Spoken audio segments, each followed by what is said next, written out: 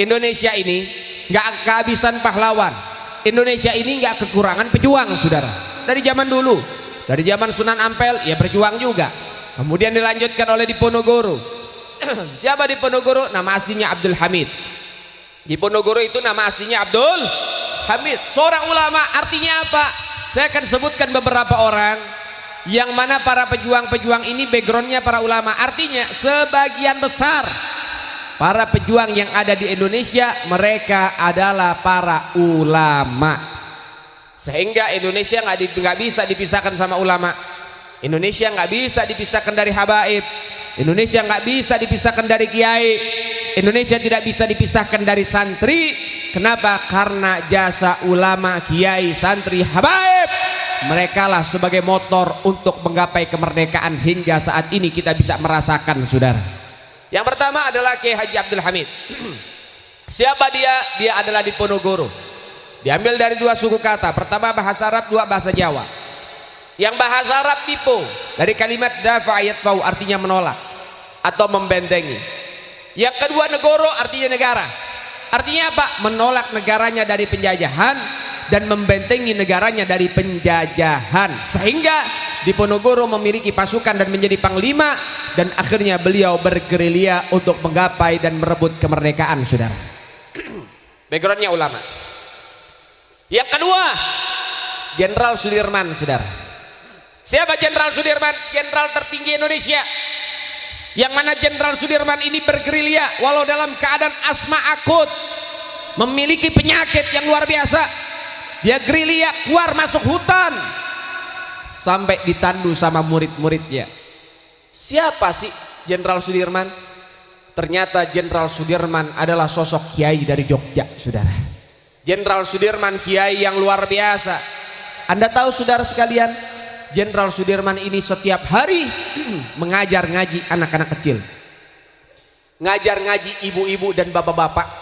Itulah Jenderal Sudirman, mengabdi kepada Allah dan Rasul. Ngajar anak-anak, itu Jenderal Sudirman, saudara. Kemudian diajarkan fikih, tafsir, hadis, Quran, diajarkan huruf hijaiyah kepada anak-anak supaya bisa membaca. Itulah Jenderal Sudirman. Masuk seruan jihad kepada beliau. Akhirnya beliau juga berjihad bersama murid-muridnya. 3 jimat yang membuat beliau bisa merebut kemerdekaan. Yang pertama, beliau bilang sendiri, saya punya 3 jimat yang dengan jimat ini akhirnya saya bisa merebut kemerdekaan. Yang pertama apa? Saya tidak pernah melepas dari zikir kalimat tauhid la ilaha illallah. Itu zikirnya Jenderal Sudirman.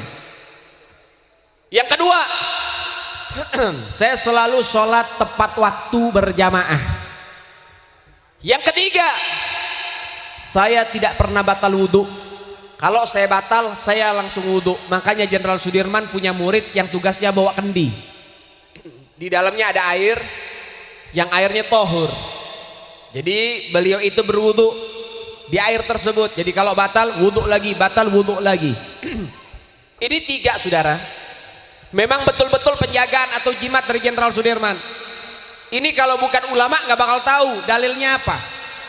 Sehingga kalau beliau mengambil 3 jimat ini sudah menunjukkan bahwa beliau adalah seorang ulama. Yang pertama, dia sholat tepat waktu. Allah mengatakan inna sholata tanha anil fakhsya'i wal, sesungguhnya sholat mencegah kekejian dan kemungkaran, menjaga kita dari hal-hal yang tidak kita sukai. Kemudian wudhu. Wudhu Nabi bilang apa? Wudhu adalah perisai, wudhu adalah tameng. Siapa orang yang menjaga wudhu maka akan dijaga oleh Allah Subhanahu wa ta'ala. Yang ketiga, kalimat tauhid, yang mana dinyatakan di dalam firman Allah Subhanahu wa ta'ala dalam hadisul qudsi, la ilaha illallah histi, man dakhala histi amana min azabi. Yang mana la ilaha illallah itu adalah bentengku. Siapa orang yang masuk ke dalam bentengku maka aman daripada hal-hal yang tidak disukai, aman dari siksa, aman dari hal-hal yang tidak dimaukan. Ini dalil-dalilnya kuat-kuat, saudara, sehingga diambillah 3 perkara ini menjadi jimat Jenderal Sudirman. Sehingga dengan 3 tersebut Jenderal Sudirman akhirnya mampu melibas para penjajah. Alhamdulillah. Kemudian yang berikutnya di pondok daripada apa? Kapitan Patimura. Nah, Kapitan Patimura siapa? Nama aslinya Kiai Haji Ahmad Lusi. Ini tokoh di Maluku, Indonesia bagian timur. Yang mana Kapitan Patimura ini seorang ulama besar di Maluku, saudara. Ini bukan main-main nih, ulama besar di Maluku. Anda tahu saudara, Kapitan Patimura ini memiliki pesantren yang mana di dalamnya ada santrinya puluhan ribu. Masuk seruan jihad kepada beliau, beliau nggak ngumpet di pesantren, keluar dari pesantren. Dia keluar dari pesantren, dia jihad sampai Kapitan Patimura tewas di tiang gantungan, saudara. Berjihad demi negaranya, demi bangsanya, demi rakyatnya, dan demi agamanya. Alhamdulillah. Kemudian yang berikutnya dari kalangan para habaib. Mana nih jasa habaib? Nah, biar kita tahu. Jadi Indonesia juga nggak bisa dipisahin sama habaib dzurriyyat Nabi. Karena dzurriyyat Nabi punya jasa besar buat Indonesia. Punya jasa besar buat bangsa, negara, dan agama di Indonesia ini, saudara. Dzurriyyat Nabi. Yang pertama yang merancang lambang Garuda adalah Syarif Hamid Al-Gadri dari Pontianak. Yang kedua yang membuat lagu 17 Agustus namanya Al-Habib Husain Al-Mutahhar dari Semarang, saudara. Yang ketiga, ini 17 Agustus kan di depan rumah kita lihat nih bendera merah putih dipasang. Semua tiap rumah masang bendera merah putih. Siapa yang nyuruh? Fatwa siapa? Instruksi siapa? Yang memasang bendera merah putih di mana-mana? Siapa yang perintahkan? Ternyata saudara, yang memerintahkan memasang bendera merah putih adalah Al-Habib Ali bin Abdurrahman Al-Habsyi Kuitang, saudara, Jakarta. Yang mana ketika Soekarno membacakan teks proklamasi menunjukkan Indonesia telah merdeka, tepat pada hari Jumat di bulan Ramadan, Habib Ali Al-Habsyi beliau mengatakan, sekarang Indonesia telah merdeka, maka aku perintahkan kepada seluruh masyarakat Indonesia untuk memasang bendera merah putih di depan rumah-rumah mereka dan meninggikannya, menunjukkan Indonesia telah merdeka. Kita pasang benderanya sekarang sampai detik ini, saudara. Yang berikutnya Al-Habib Salim bin Ahmad bin Jindan, saya punya kakek, yang dikenal dengan Asadul Mimbar, singa podium, saudara. Yang mana beliau keluar masuk penjara udah biasa. Dari zaman Jepang, Belanda, bahkan sampai pemerintahan Indonesia sudah berdiri pun, beliau juga sering keluar masuk penjara. Kenapa? Karena suaranya paling nyaring, saudara. Saya punya kakek, suaranya paling nyaring. Untuk apa? Membangkitkan semangat perjuangan, saudara. Setelah Indonesia merdeka, Indonesia menjadi pemerintah yang kuat, Habib Salim juga keluar masuk penjara. Kenapa? Suaranya paling nyaring, ngomelin pejabat-pejabat yang dolim, saudara.